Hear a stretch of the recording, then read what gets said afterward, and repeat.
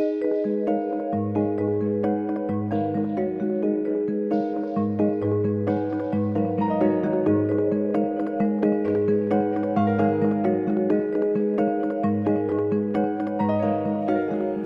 Gary, how are you?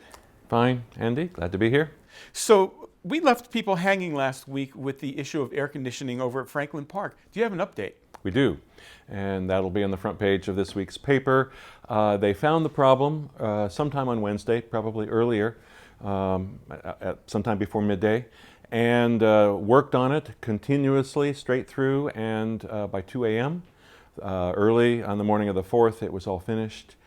So it was really a good ending, happy ending, that few people, apparently nobody suffered that we heard about, and it was restored. And when people were home for the 4th of July, for the holiday, it had AC. Nice, so no major inconvenience. I'm really glad to hear that. That's right, and there's another happy note, and that is the city, via social media, outlined where cooling stations were and the procedure for even getting a ride there. Mm-hmm. So they kind of reached out, and there was that kind of help available had anyone needed it. Mm-hmm.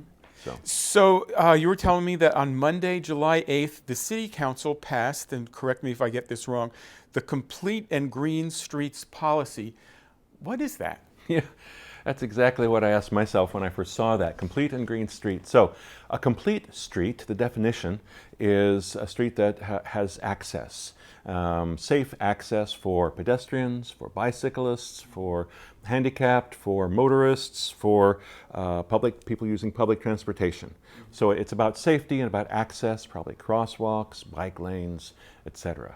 So that's a complete street. A green street has to do with how a street interacts with the environment or facilitates environmental sustainability. For example, using rainwater.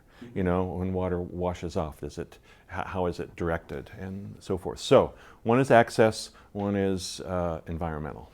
Now, is this accompanied by funding for actual work, or maybe what else is going on there? No, they made it clear that this is a framework.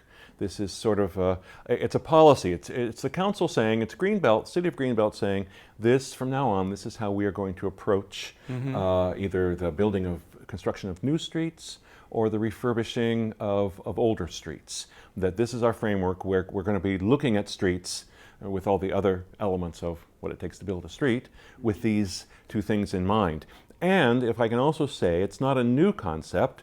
Greenbelt has been doing it. So right now there is work being done in Cherrywood Lane, and it's called the Complete and Green Street Retrofit. Mm-hmm. And it's being funded largely through grants. I suppose there's a lot of ways of funding streets. Mm-hmm. But it's not like it's a new concept, but now it's an official approach. So there are new things happening over at Windsor Green with the Neighborhood Watch. Apparently there's a new chairman of the Static Watch Committee. What can you tell me about that?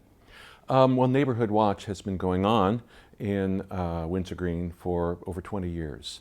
And at this point, I understand there are 66 volunteers spread around the various courts, the sub-communities within Windsor Green. But this new chairman has come on board, and there's also a Static Watch Committee that works with him. And they've done several things. One thing they did that we reported on is that they called in the police for a meeting.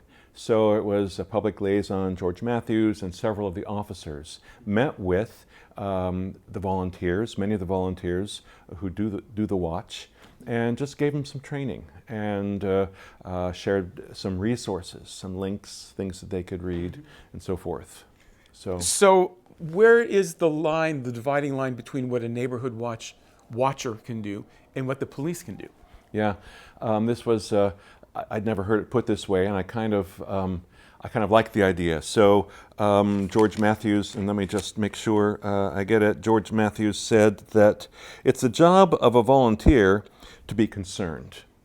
It's the job of the police to be nosy, is the word he used. So stay alert, be concerned, but then you call the police in right away, and it's their job to dive in and do what they do. Well, and it's great that there are so many extra eyes helping the police out. So I guess that's really what Neighborhood Watch does. They watch, right? Yeah. They do. And one of the reasons that the Watch Committee at Windsor Green brought the paper's attention to this is that they're interested in sharing insights and helping other neighborhoods in Greenbelt either give their watch committees information or help them organize or whatever. So hopefully what's happening at Windsor Green can spread to other places. Mm-hmm. So lastly, it looks like the City Council received a letter from the NAACP, and they came out in support of the MAGLEV.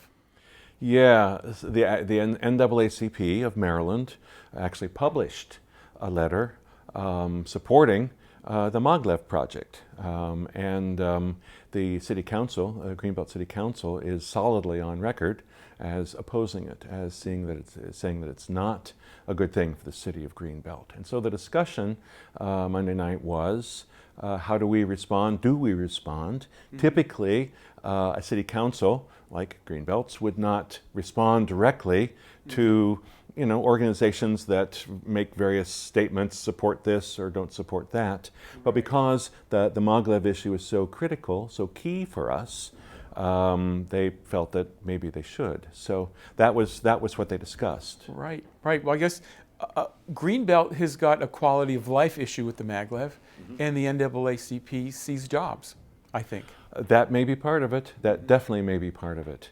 And there also may be, different opinions. So Prince George's County, NAACP, or other organizations that are maybe more directly affected by the MAGLEV might have a different view than, say, other chapters whose own neighborhoods won't be affected. Right. So what the city finally decided was to see if there are other neighboring cities, such as New Carrollton, possibly College Park, other cities, cities around us, if they would like to join Greenbelt in a response.